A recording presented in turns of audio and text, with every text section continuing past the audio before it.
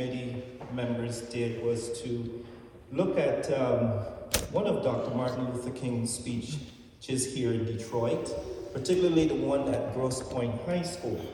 And we took a couple of excerpts from his speech there on March 14th, 1968, which was titled The Other America.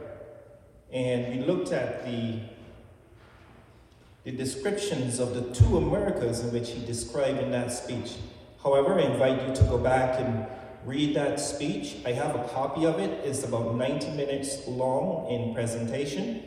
And so you know I don't have 90 minutes here, so just listen for about 5 or so minutes to some of those interesting points that he made that outline the other America.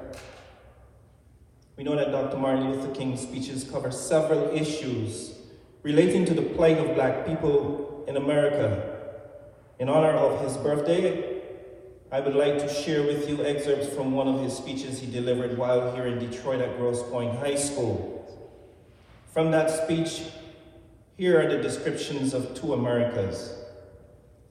The title of that speech, The Other America.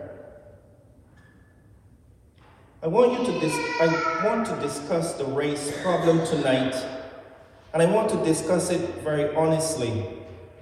I still believe that freedom is the bonus you receive for telling the truth. You shall know the truth, and the truth shall set you free.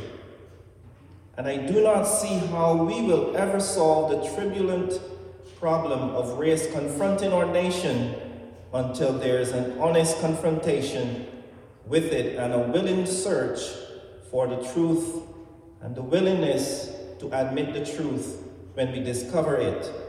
And so I want to use as a title for my lecture tonight, The Other America. And I use this title because there are literally two Americas. Every city in our country has this kind of dualism, this schizophrenia, split at so many parts, and so every city ends up being two cities rather than one. There are two Americas. One America is beautiful for situation.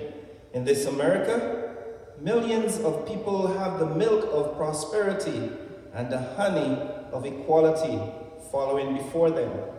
This America is the habitat of millions of people who have food and material necessities for their bodies, culture and education for their minds, freedom and human dignity for their spirits.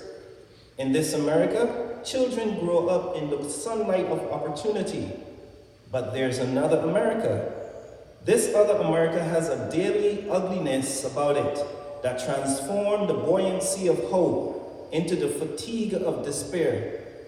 In the other America, thousands and thousands of people, men in particular, walk the streets in search for jobs that do not exist.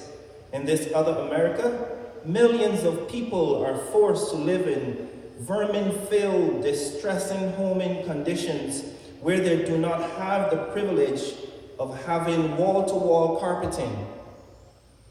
But all too often, they end up with wall-to-wall rats and roaches. Almost 40% of the Negro families of America live in substandard housing conditions. In this other America, thousands of young people are deprived of an opportunity to get an inadequate education. Every year, thousands finish high school, reading at a 7th, 8th, and sometimes 9th grade level. Not because they're dumb, not because they don't have the native intelligence, but because the schools are so inadequate, so overcrowded, so devoid of quality, so segregated, if you will, that the best in these minds can never come out. Probably the most critical problem in the other America is the economic problem. There are so many other people in the other America who can never make ends meet because their monies are far too low. If they have incomes, and their jobs are so devoid of quality. And so in this other America, unemployment is a reality and underemployment is a reality. We find in the other America unemployment constantly rising to astronomical proportions, and Black people generally find themselves living in a literal depression. Too often, when there's mass unemployment in the Black community, it refers to as a social problem, and when there is mass unemployment in the white community, it refers to as a depression. But there is no basic difference. The fact is that the Negro faces a literal depression in all over the US. The unemployment rate on the basis of statistics from the Labor Department is about 8.8% in the Black community. But these statistics only take under consideration individuals who were once in the labor market, or individuals who go to employment offices to seek employment. But they do not take under consideration the thousands of people who have given up, who have lost motivation, the thousands of people who have had so many doors closed in their faces that they feel defeated and they no longer go out and look for jobs. The thousands who have come to feel that life is a long and desolate corridor with no exit signs. These people are considered the discouraged, and when you add the discouraged to individuals who can't be calculated through statistics in the employment category, the unemployment rate in the Negro community probably goes to 16 or 17%. And among Black youths, it is in some communities as high as 40% or 45%. But the problem of unemployment is not only the problem. There's the problem of underemployment.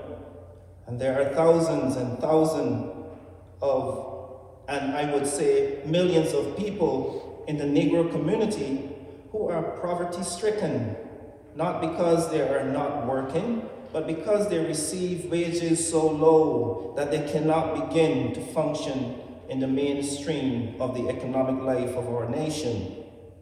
Most of the poverty-stricken people of America are persons who are working every day, and they end up getting part-time wages for full-time work.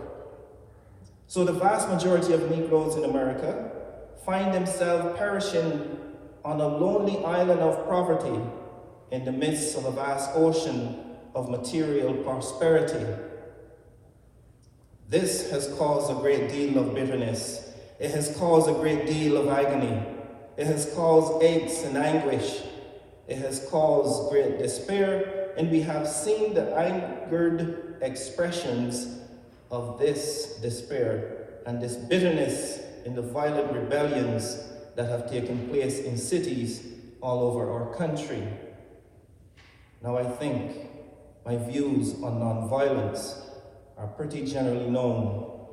I still believe that nonviolence is the most potent weapon available to the Negro in his struggle for justice and freedom in the US. Dr. Martin Luther King would have been 91 years old January 15th had he been alive today. Let us honor his legacy and never forget his fight for civil rights, the rights that allow us the freedom today. Happy birthday, Dr. King. Thank you.